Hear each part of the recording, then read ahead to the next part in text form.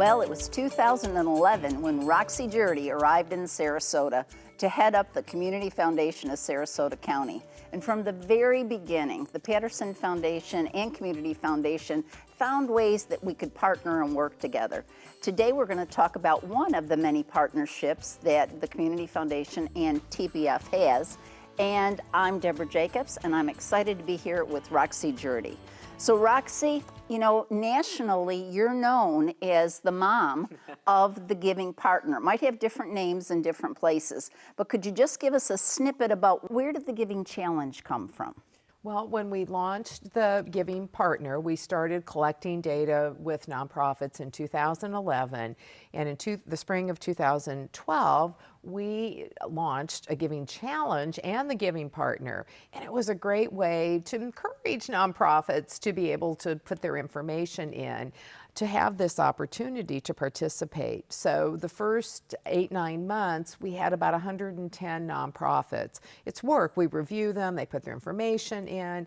So we launched it and gave the challenge the opportunity to have some community excitement about what is this, let's understand who's there, and who was our partner with some match money. Well, I can recall sitting at the desk saying, do you think the Patterson Foundation might want to work with us on the Giving Challenge? And again, it was the how do we help anyone be a donor? And so TPF did say, yes, we will. But Roxie, we have had how many Giving Challenges since those early days? How many have we had? So we launched it in 2012, and since then we have had 7 challenges.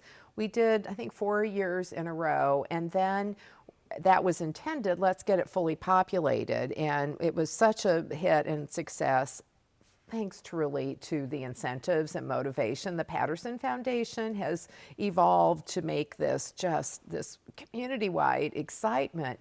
But we realized, you know what, we want our nonprofit partners to really steward those donors that they get in that are new, as well as the current ones that they have, and to sharpen their own online fundraising skills. So we have moved to an every other year sequence of dates. So when we think about the in the early days, there was skepticism about what was this thing and would it really work?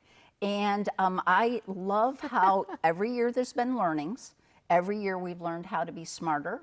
Not every year, but each time we have a challenge, we learn how to be smarter. The Patterson Foundation surely has learned how to modify its matches to propel more donations. But in the world of why is this a strategic thing, the Giving Challenge? It's not just a, oh, let's have a party, but it actually helps build nonprofit muscles, right? Absolutely. They have to have a strategy. They need to make a plan and then obviously execute on it.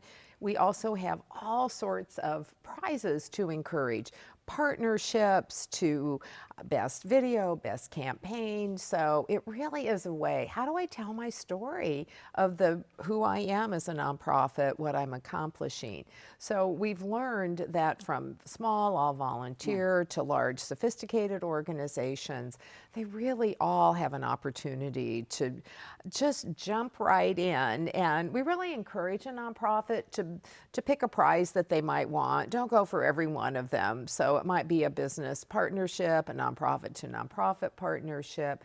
But we've learned not only does it help themselves be better on how do I do an online fundraising event, but also how can I have partners and expand beyond that.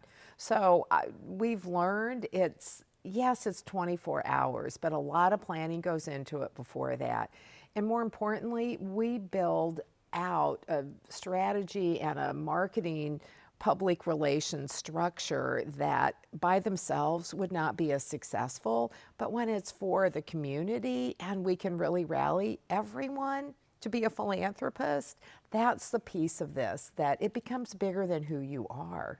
Well, let's flip just for a second to why do donors seem to be intrigued with the Giving Challenge? What's the value in it for a donor?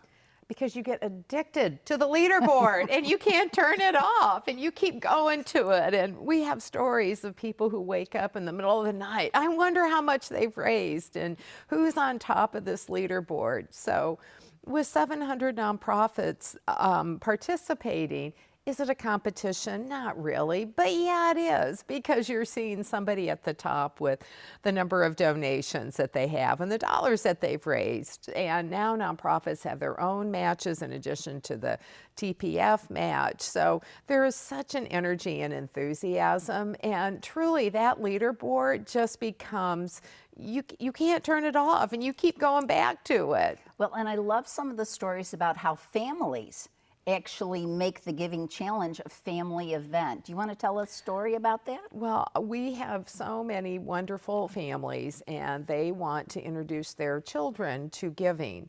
So they will give their kids a budget. Minimum donation is $25. It might be $100, but they'll have their kids. What do you care about? Go explore on that Giving Challenge.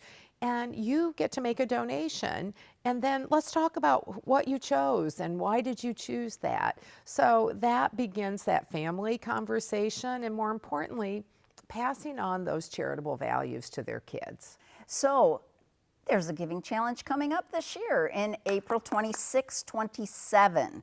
So I would like to just share that the Patterson Foundation is again going to do its match 1-to-1 up to $100 for every unique donor to every unique organization. So we're interested to see what happens. We are too.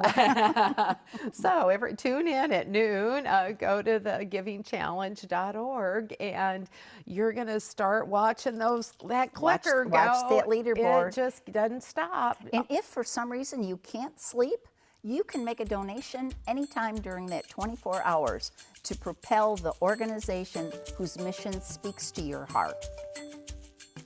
Thank you. Thank you, Deborah. All right.